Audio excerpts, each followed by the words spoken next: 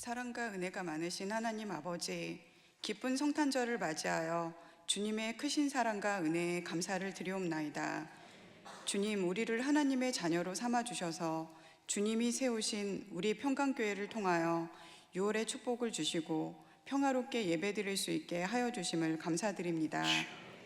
또한 한 해 동안 우리를 눈동자와 같이 지켜주심에 감사드리옵나이다. 때로는 어려움 속에서도 우리를 지켜주시며 주님을 붙잡고 의지하며 살아가게 하여 주셔서 주님의 놀라운 은혜에 깊이 감사를 드립니다. 우리의 마음이 참된 소망과 평안으로 자리 잡게 하여 주옵시고 우리의 신앙이 더욱 자라서 주님과 더욱 가까워지기를 간구합니다. 사랑하는 우리 담임 목사님의 말씀 증거를 통하여 주님의 은혜를 받고 훈련받게 하시며 섬겨서 축복을 받게 하심을 감사드립니다. 아멘. 또한 세계선교 신학연구원 제자훈련 러시아 블라디보스톡 8차, 대만 타이페이 7차를 은혜 가운데 마치게 하여 주심도 감사드립니다. 사랑하는 우리 목사님, 경추수술 후 빠른 회복 주셔서 감사드립니다. 저희들 모든 일에 주님을 먼저 의지하며 주님의 뜻에 따라 살아갈 수 있도록 저희의 삶을 인도하여 주시옵소서. 주여, 주님의 기뻐하심을 입은 우리가 거룩한 습관을 따라 예배의 복된 자리를 차지하여 싸우니 예배를 통하여 주님을 만나게 하여 주옵시고 주님의 실존 앞에 은혜의 충만한 시간이 되게 하여 주시옵소서. 계속되는 사도행전 강해 가운데 주님께서 함께 하셔서 성령 충만케 하옵시고 은혜 가득한 시간 되게 하여 주시옵소서. 아멘. 주님께 아름답고 영광스러운 찬양을 올려드리는 아가페 성가대의 찬송을 기쁘게 받아주시옵소서. 이 시간도 하나님께서 함께하여 주실 줄을 믿사오며 사랑과 은혜가 많으신 우리 주 예수 그리스도 이름으로 기도드리옵나이다. 아멘.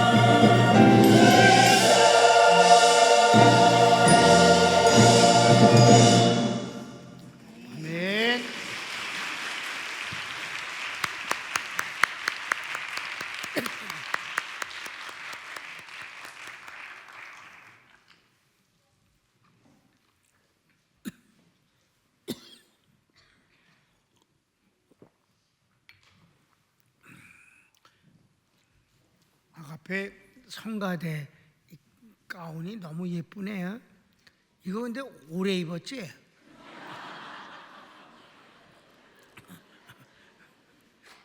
그래도 너무 이뻐. 그러니까 이 조명이 어두운 것이 오늘 제일 마음에 걸려요. 빨리 이거 돼야 될 텐데 언제쯤 온대? 이거 조명? 얘기해봐. 방송실 궁금해. 1월 달에? 1월 더 걸려? 3월도 돼? 수입품이라서 그래요. 그래요. 뭐 기다리면 아름답게 되지 않겠습니까? 성가대 조명이 더 밝았으면 좋겠어요. 그래서 성가대 연습실도 좀 내가 보니까 좀 오래돼서 연습실도 좀 밝게 해줄 생각이에요. 조명을 모든 성가대 연습실을 밝게 해주고 지휘자 위에는 따로 조명을 해줄 생각이에요. 지휘자를 바라보면서 하니까. 네, 집을 짓는데 그 조명을 이렇게 한 게 있는데 그게 좀 뭐랄까 디자인 자체가 마음에 안 들어서 바꿨어요. 그래서 지금 설치되어 있는 걸 전부 떼어서 저기 성가대 연습실 지휘자 위에다 해주고 다른데 조명도 지금 LED로 되어 있지 전부 LED로 되어 있는데 와트 수가 좀 낮은 것 같아요. 내가 그 연습실을 들어가 보니까 좀 흐려. 그러니까 좀 더 밝아서 악보도 잘 보이고 하여튼 환한 게 좋지. 좀 바꿔줄게 전부. 밝은 게 좋아. 껌껌한 거 좋아하는 놈들이 다 나쁜 놈들이야.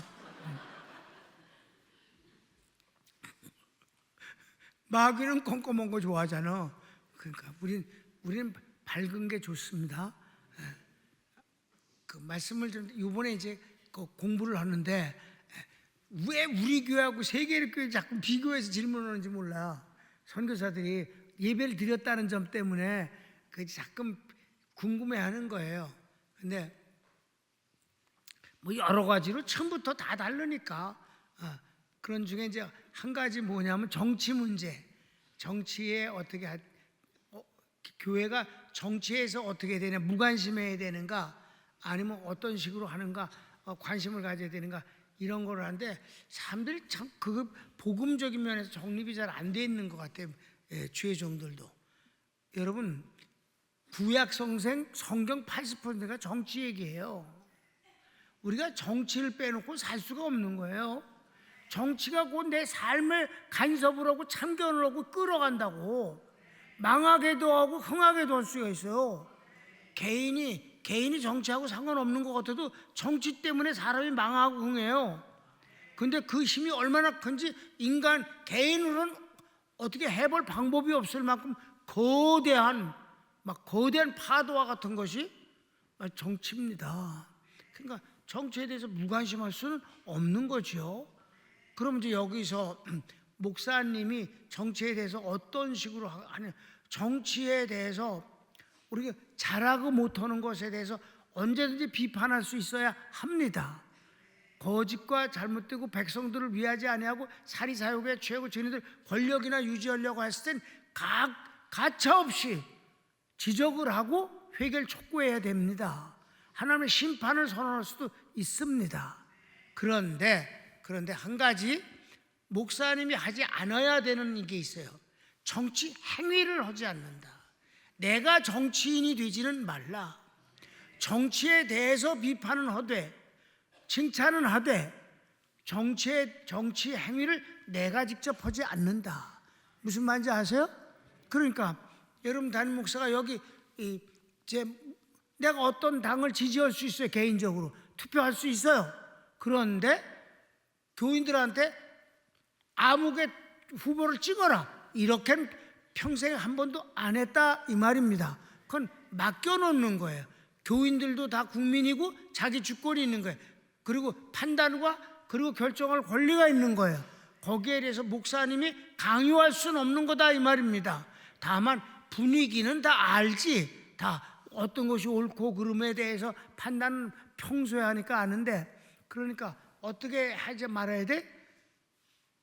총선 같은 데 있을 때 여러분 아무게 후보를 지지합니다 라든가 그 정치에 선전하는 것, 경쟁하는 어떤 유세장에 가서 마이크를 잡고 나는 누구를 지지합니다, 이따구 짓을 하는 건 목사가 아니다. 이제 이해되셨습니까? 그걸 해서는 안 된다는 거예요. 그건 이미 정치 행위를 하는 거예요. 정치를 하는 겁니다. 정치를 하는 것, 직접 정치를 하는 것은 아니다. 정치에 대해서 관심을 갖고 옳고 그름을 비판하고 지지할 수는 있으나 어떤 개인 후보를 지지하는 연설을 대중 앞에서 한다, 이건 이미 정치인입니다. 정치 행위를 하고 있는 거다. 여러분 담임 목사는 절대 그따구 짓을 안 한다.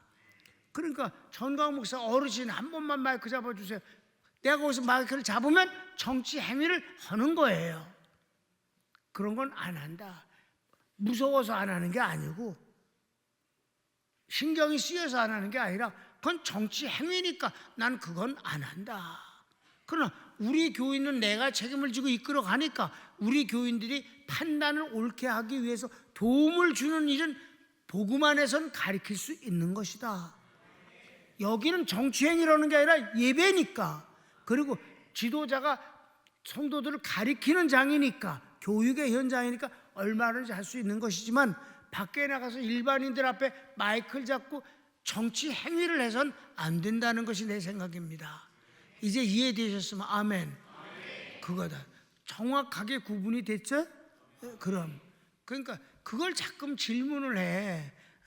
공부를 하다 보면 요즘 한국 정치가 하도 엉망인데다가 나라가 어지럽고 힘드니까 선교사들도 신경을 많이 써요.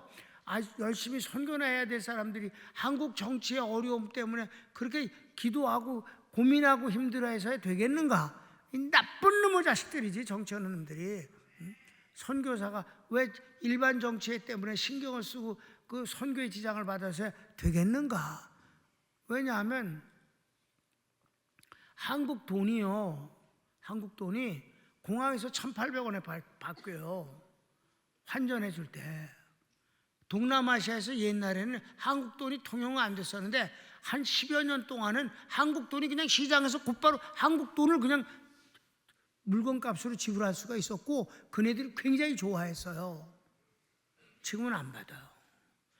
여러분 벌써 아주 세상 사람들이 눈치가 너무 빠르고 아주 분별력과 그리고 판단이 이미 된다 이 말이에요. 싹수가 아주 안 좋아.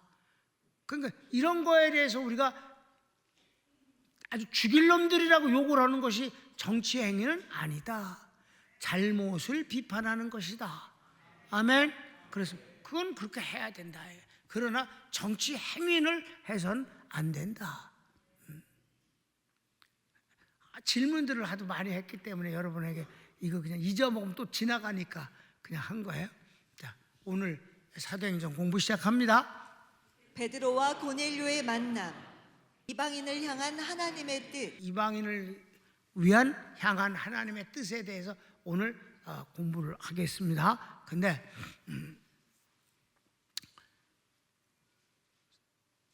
사도행전 10장인데 굉장히 중요한 부분이에요. 이게 정치 정도는 얘기가 아니에요.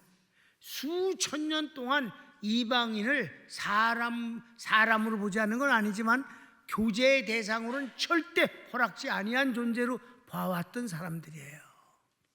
여러분, 하나님께서 베드로에게 오죽하면 그 징그러운 동물들을 다 잡아먹으라고 그러셨겠어요? 아무리 하나님이 역사하셔도 다른 방법으로도 메시지를 전할 수 있잖아. 야, 너 이제는 때가 되어서 예수를 통해서 이 구원의 복음이 만방에 전해져야 되는 것 아니니? 벌써 예수님이 내가 이제 너희가 성령을 받으면 권능을 받은 뒤에 처음에는 예루살렘, 그 다음엔 이 나라 전체 온 유대, 그 다음엔 그저 너희들이 싫어하는 저 사마리아인들까지 그리고 마침내 땅 끝까지 이르러 나의 증인이 될 것이다. 누가? 너희가. 이렇게 말씀해 주셨잖아요. 그리고 승천하셨잖아. 그걸 상기시키면서 그래, 지금까지 쭉 진행되는 게 어땠냐? 예루살렘 온 유대 그리고 빌립에 의해서 사마리아까지 복음이 전해지지 않았냐? 이제는 이방인에게 가는 순서가 아니냐? 베드로, 너에게 말이야 내가 외국에 있는 유대인에게 복음을 전하게 하지 않았느냐? 그게 벌써 두 군데라서 지금 너 요바에 있는 이유도 그거 아니냐? 이렇게 점점 그래서 드디어 너를 통해서 이방인 중에서 첫 번째 나의 백성을 만드는 장면을 네가 주인공으로 증인되어 주길 바란다. 여러분, 이렇게 말하면 더 신사스럽고 괜찮지 않겠어? 내가 하나님이라면 이렇게 할 수도 있어. 근데 하나님은 그렇게 안 하셨어. 이게 신사답게 안 하셨어. 기도하는데 갑자기 징글징글 맞은 짐승들을 보자기에다 잔뜩 집어넣어갖고 뱀부터 시작되는 거야. 파리, 쥐, 거시기에 이런 것들을 잔뜩 집어넣어갖고 막 꽉뜩 집어넣고는 잡아먹어라. 주여, 내가 이런 걸 지금까지 한 번도 먹은 적이 없나이다. 시끄러. 내가 깨끗하게 했어. 그러니까 잡아먹어라. 이게 보통 충격입니까? 이게 한 번도 아니고 3번이나 반복해서. 그 베드로, 이게 도대체 이게 무슨 일이냐? 내가 지금 배가 고파서 이런 환상을 보는 건가? 이게 도대체 뭘까? 이게 바로 하나님께서 이방인을 구원하시고자 하는 하나님 마음을 표현하신 것이다. 근데 하나님이 이렇게 충격 요법을 주셔야만 마음이 바뀐다 이 말이에요. 그래서 뭐래? 너 혼나볼래? 혼이 나가야 돼. 그의 생각이 나가야 돼. 그래야 새로운 것이 들어올 수 있어. 그러니까 주님이 이 잡아먹으라고 한 이 어마어마한 환상은 진짜 베드로에게 충격요법입니다. 그래갖고 멍은 정말 징글징글 맞다가 어떻게 이렇게 징그러운 걸 하나님이 먹으라고 그러고 또 하나님 깨끗하게 하셨다는 건 뭘까? 이러고 있을 때 노크 소리가 들렸다. 그게 누구냐? 그러니까 여기 시몬이라는 사람이 있냐? 그래서 문을 열어주니까 이방인이야. 누구냐? 왜 왔냐? 그러니까 나는 고넬료 백부장으로부터 심부름 온 사람이다. 우리 백부장께서 하나님을 경외하고 이웃도 사랑하고 선을 행하는 사람인데 하나님께서 응답을 주셨다. 천사를 통해서. 요바에 있는 가죽장사 집에 가면 시몬이라는 사람이 있는데 그를 데려다가 그의 말을 들으라고 하셨다. 그래서 모시러 온 거다. 그러니까 베드로가 이방인에게 가서 복음을 전하라고 하시기 위해서 내게 그 징글맞은 환상을 3번씩이나 보게 하셨구나. 깨달았다 이 말입니다.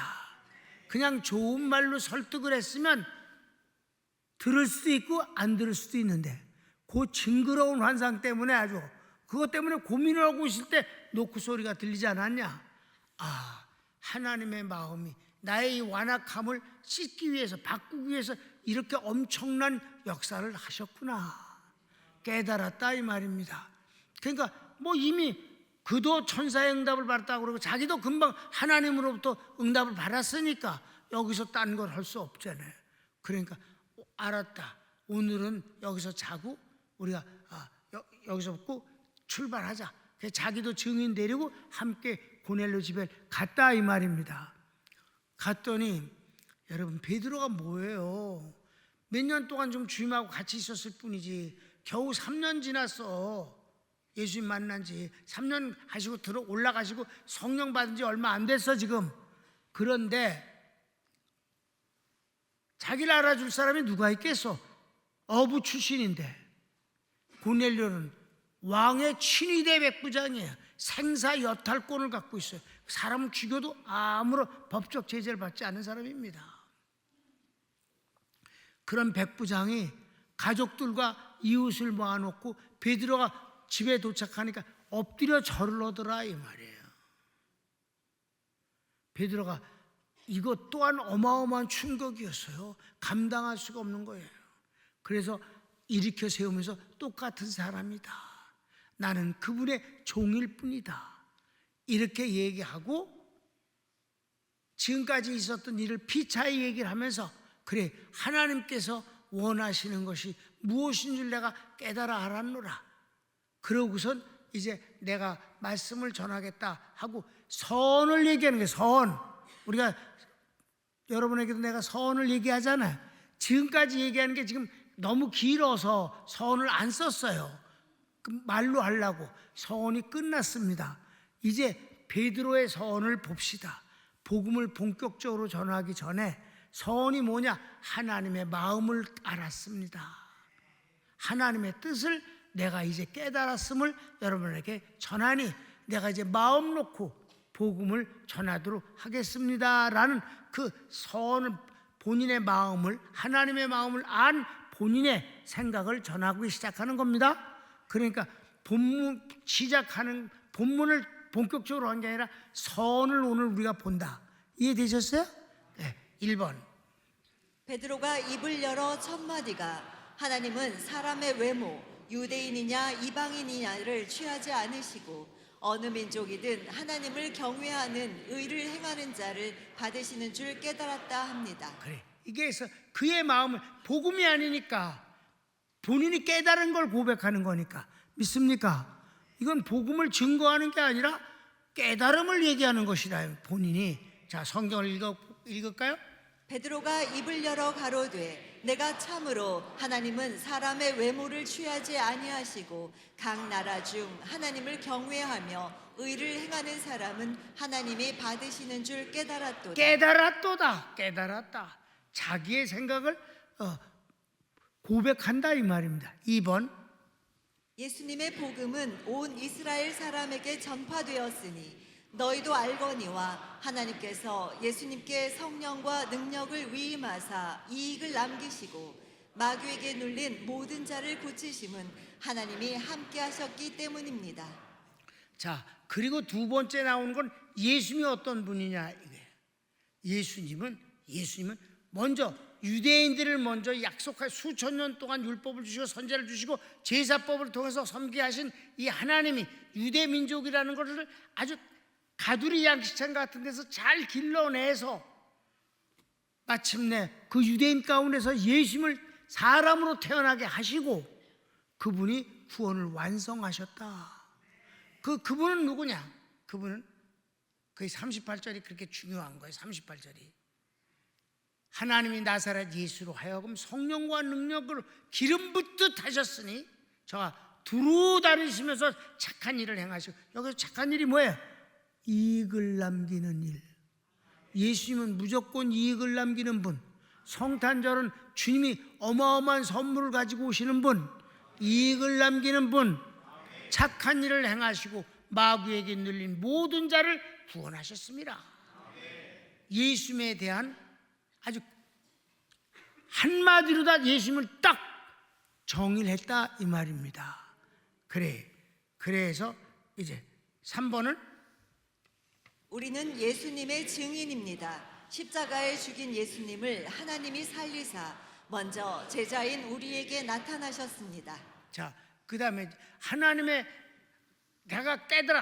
마음을 깨달았다는 것, 예수님은 이런 분이라는 것.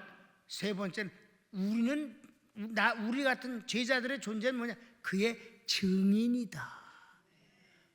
있는 그대로 선전선동하는 게 아니라 보태서 말을 만들어서 과장하는 게 아니라 증인일 뿐이다. 사실 그대로를 증거하는 증인이다. 우리는 유대인의 땅과 예루살렘에서 그의 행하신 모든 일의 증인이라. 그를 저희가 나무에 달아 죽였으나 하나님이 사흘 만에 다시 살리사 나타내시되 모든 백성에게 하신 것이 아니요 오직 미리 택하신 증인 곧 죽은 자 가운데서 일어나신 후 모시고 음식을 먹은 우리에게 하신 것이라. 모든 사람에게 주님이 부활할 때 나타나지 않으셨잖아요. 여러분, 예수님이 부활하신 예수님은요, 제자들 외에는 나타난 적이 없어요. 특별히 안 믿는 자에게는 절대 안 나타나십니다. 지금도 마찬가지십니다. 부활하신 주님은 믿는 자에게만 나타나십니다. 어떤 식으로든지 믿는 자에게 말씀으로 나타나시고, 성령의 은사로 나타나시고, 꿈으로 나타나시고, 믿는 자에게만 주님은 당신을 드러내시는 거예요. 그래서 처음에 바로 우리가 그분의 증인이다.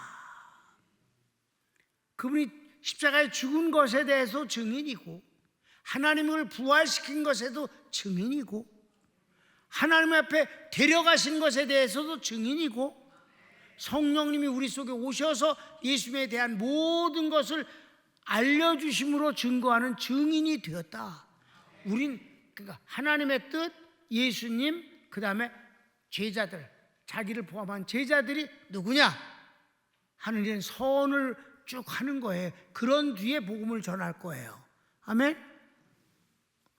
그러니까 베드로가 이게 그래서 이걸 낭중에 보면요, 자기가 시작하기 전이라고 그랬어요.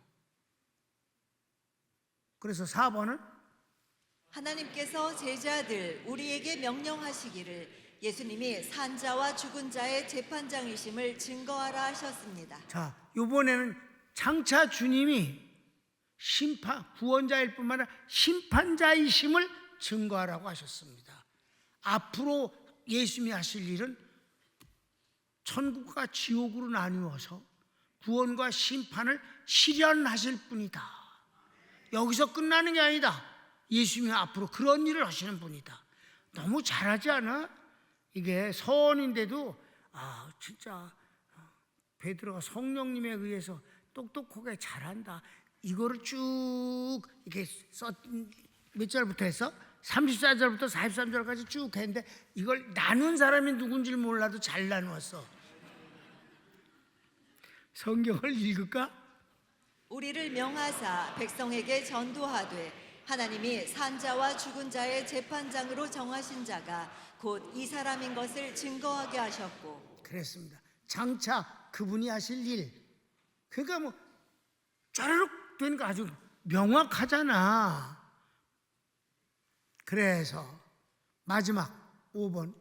구약 성경의 모든 선지자도 예수님 믿는 사람은 모두 예수님 이름을 힘입어 구원을 받는다 하셨습니다. 자, 마무리를 짓는데 뭐라고 했냐?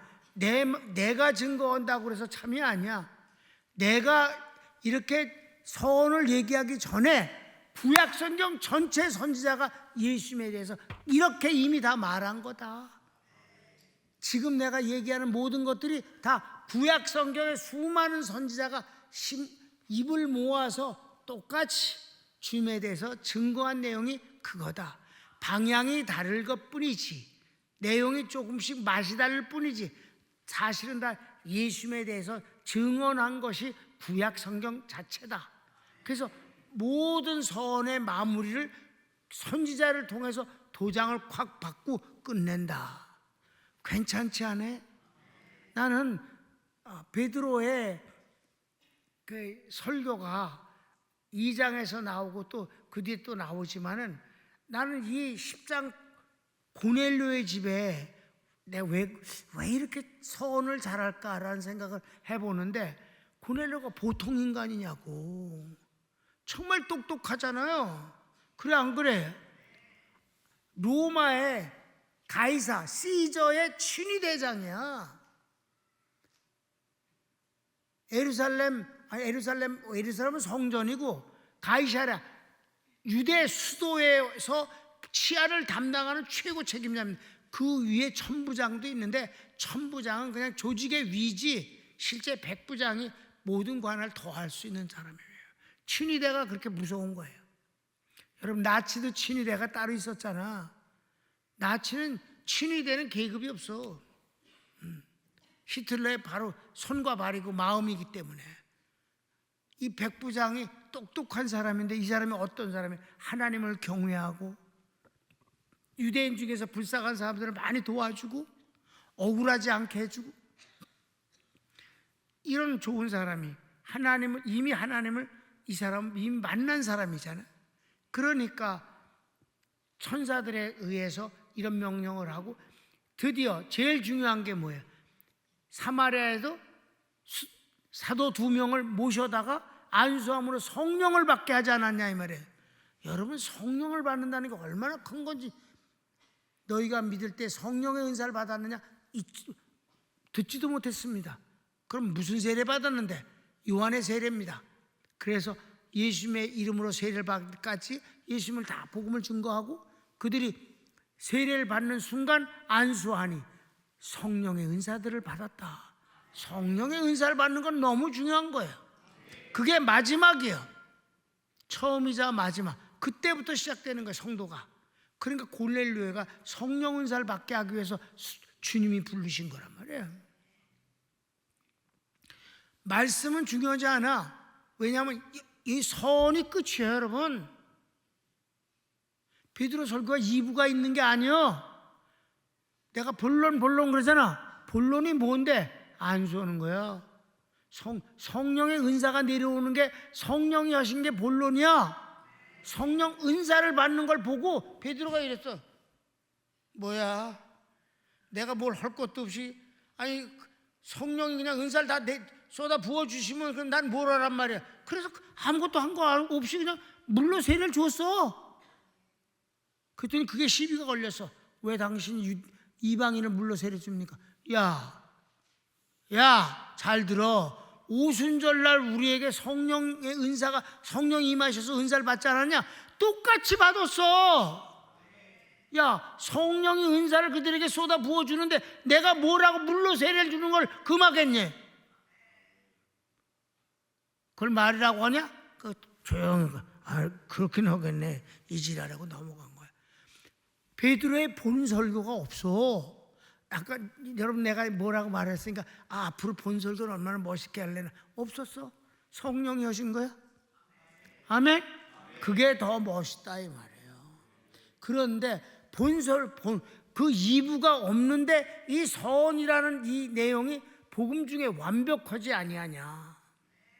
5가지가 쭉 지금까지 한 것 중에서. 그렇습니까? 하나님의 마음, 예수님이 어떤 분이라고, 하나님이 그를 어떤 분으로 세우셨는가. 3번째, 우리는 그의 증인이다. 아멘. 4번째, 예수님 앞으로 심판자가 되시는 분이시다. 이 모든 것들은 구약 성경에서 선자들이 다 이미 예언하는 것이야. 내 생각이 아니야. 이걸로 마무리를 하는 순간 성령이 저희들에게 임하여 은사를 받더라 이 말입니다. 그 은사를 받아서 뒤집어지는 편은 다음 주에 하겠습니다. 손을 모읍시다.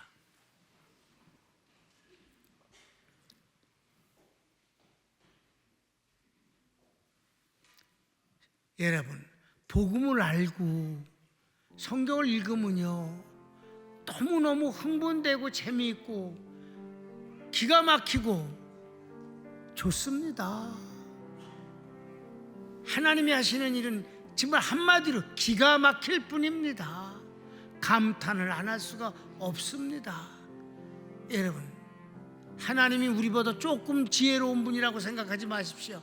그분은 만물을 창조하신 분이십니다. 그냥 하나님을 의지하는 것이 제일 좋은 방법이옵시다. 그분을 사랑하고 그분 편에 섭시다. 그러면 하나님이 나머지는 알아서 해 주십니다. 다 같이 주여 한번 무릎 기도할까요? 사랑하는 주님 감사합니다.